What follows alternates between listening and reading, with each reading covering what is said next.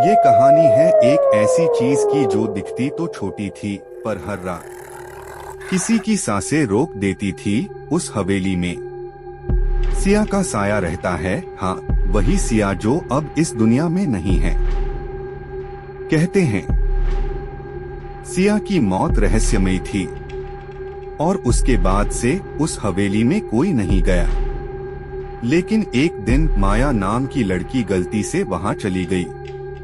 एक वीडियो बनाने के लिए कैमरा ऑन था और माया ने बस इतना कहा, ये जगह तो बहुत डरावनी है यार। और फिर अचानक से माया गायब हो गई। कैमरा अब भी चालू था, लेकिन उसमें जो रिकॉर्ड हुआ वो था माया और उसके पीछे सिया।